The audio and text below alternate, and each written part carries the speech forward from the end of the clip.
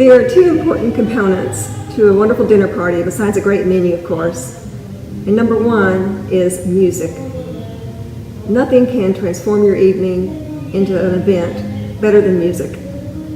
We very rarely get to sit down with our family or friends and enjoy a beautiful, delicious dinner and wonderful music.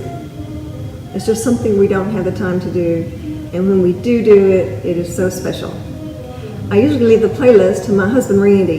He loves to do it and is great at it, and I get to hear music I've never heard before, so it's really a treat for me too. One word of caution here though, don't use your party as an excuse to convert someone's musical taste. You'll never convert a classical music fan to a country music fan by playing Darius Rucker all night. It's just not going to work. But remember, music makes the party, so don't forget the music. The second important component to a great dinner party is to be sure you have plenty to drink.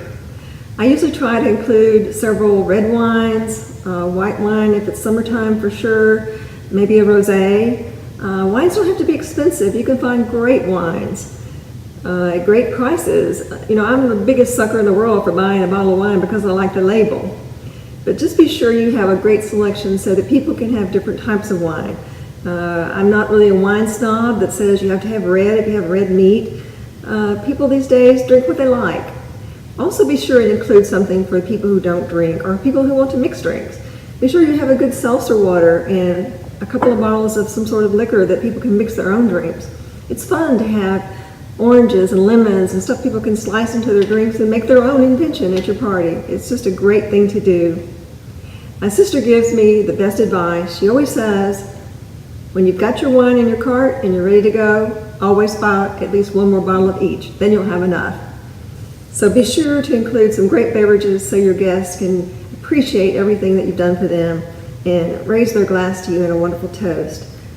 Speaking of glasses, a thing that I've kind of started to do in the last couple of years is to collect one glass each of a separate kind. It's just so fun. When people come to your party, they don't have to worry about where's my glass, which one is mine. They know what their glass is because they picked a particular glass with a particular logo on it. And it's fun to see what people pick. So these are just a couple of ideas about how to arrange your liquor, how to have fun, and how to make sure you host a party with lots of libations.